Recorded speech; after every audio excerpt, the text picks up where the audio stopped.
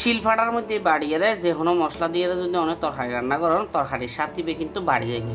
বন্ধুরা আমরা ছোটোর তুলনাতে দেখতাম যে আর মাতারা শিলফাটার মধ্যে বাড়ি পেঁয়াজ রসুন আদা হইতে শুরু করি একদম মরিচগিন পর্যন্ত ফাটার মধ্যে ফিসিয়ে তারপর তরকারি রান্না করতো।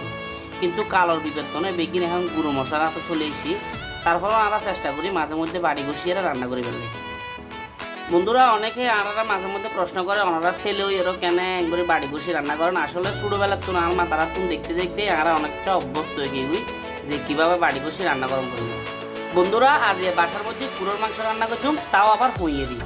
বন্ধুরা ওনারা হয়তো অবাক হয়ে কিন্তু হইয়ে আবার কিনে আসলে সাধু বাংলা ভাষার মধ্যে জিবে ওনারা পেঁপে নামে ছিলেন, কিংবা আমরা সাতগাইকগুলো হয়তো হইয়ে, আবার কিছু কিছু জায়গায় খুঁইয়েও হয়। আচ্ছা যাই হোক, হইয়ে অথবা পেঁপে যাই হোক, এবার দিয়ে আজ আমরা কুড়োর মাংস রান্না করছি। কুড়োর মাংস রান্না করে বললে এটা ছোটো মিকের কানা আদা আর 28-10 কোয়ার মতন রসুন, 3-4 মতন পেঁয়াজ কুড়ি লইয়ের আয় বেগিন প্রথমে শিলভাটার মধ্যে বাড়ি লই, তখন আলাদা আলাদা করে বেগিন বাড়ি লোনার পর দিয়ে এখন আয় কুড়োর মাংস কি ম্যারিনেট করে লইব। মাংস কি ম্যারিনেট করে বেলায় প্রথমেই আয় মাংসকে একটু বড় সাইজ করে হাঁড়ি লই। ইয়ার পর এটা তেজপাতা, আদা বাটা, রসুন বাটা, জিরে বাটা আর পেঁয়াজ বাটা গিয়ে বেগিন দিই পরিমাণ মতো হলুদের গুঁড়ি, ধনিয়ার যে জিরের মিক্স গুঁড়ি, লাল মরিচের গুঁড়ি, স্বাদ মতো লবণ, সাদা তেল বেগিন দি ফেলাই দিয়ে দিয়ে বালা করি আর মাখি লইম।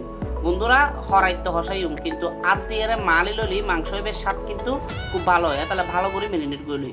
বন্ধুরা মাংস কিন্তু মাখি রেস্ট হতে ফেলায় এটা গো হইয়ে বড় বড় পুরো করে লই, এটাই নাই হলুদ দিয়ে একটু করে সিদ্ধ করে রই ফেলিম। লবণের পর দিয়ে এটাকে হরাইয়ের মধ্যে পরিমাণ মতন সরিষার তেল দিয়ে ফেলাই। সরিষার তেল দিয়ে এটা গুঁড়া জিরা আর পেঁয়াজ কুচি দিই, পেঁয়াজ কি নাই বালা করি এর হলুদ করে ভাজি লইম। হলুদ এলে বন্ধুরা এটাই আগে ম্যারিনেট করে রেখে পুরোর মাংস কিন্তু ফেলিম। সন মাংস কিন্তু ফেলাই আর মাংসগুলি কিন্তু অলরেডি সুন্দর কালার চলে এসে এবং স্মেলও বাড়ি দি ভালো করে মাংসটা হসা লইম। বন্ধুরা পুরোর মাংসটা যত হসাবেন ততই স্বাদ, কারণ মাংস রান্না ডিপেন্ড করে হসানোর উচিত, যত বেশি হসাবেন তত বেশি মজা। সন এটাই সিদ্ধ করে রেখে ফেফিকিনো দিয়ে ফেলাই, ফেফিকিনো দিয়ে আরও ভালো করে একটু হসা লইম। বন্ধুরা মাংস কিন বালা করে যখন হসা ফেলাই সন মশলার উদ্দি তেল উঠিয়ে এসি। এখন এটাই পরিমাণ মতন পানি দিয়ে ফেলিম।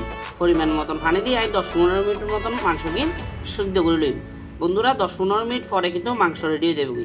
সন এটা সুন্দর ব্লক চলে এসি এবং মাংসর উপর সুন্দর কালারও চলে এসি। এখন এটাই পরিমাণ মতন দিয়ে ফেলিম যে গরম মশলা গুঁড়ি দিয়ে মাংস কিন সুন্দর করে নাড়ি চাড়ি দিই। বন্ধুরা রান্না হলো একটা শিল্পর মতন, যখনই ফ্রি তখন ফাটার মধ্যে বাড়ি বসিয়ে রান্না করে থাকুন, তরকারি এবার আলাদা গো সাঁতাইব। সন বন্ধুরা এটা রান্না শেষ প্রায়, আমি এখন মাংস কিন গো মটকার মধ্যে নামাইল। সন মাংস কিন নামাইল। বন্ধুরা কুড়োর মাংসরে একটু ভিন্নভাবে রাঁধতে হলে এইভাবে রাঁধিতে কারণ আশা করি ভালো লাগে মনে রাখতো, কারণ ফেফিটি কুড়োর মাংসের সাথে বেই আলাদা। আচ্ছা যাই হোক বন্ধুরা আমার ভিডিও কাজে বেশি লম্বা করতেন না, ওনারা নতুন বইয়ের আমার ভিডিওগুলো খেতে লাগবেন আর এই হাসিলার ভিডিওগুলো ওনারাতে কেন লাগবে অবশ্যই কমেন্ট করে জানাবেন। আর যদি ভালো লাগে থাকে যাই আর ভিডিওগুলো লাইক কমেন্ট শেয়ার দিয়ে আমার পাশে থাকবেন। আজ এই পর্যন্ত বন্ধুরা, টাটা।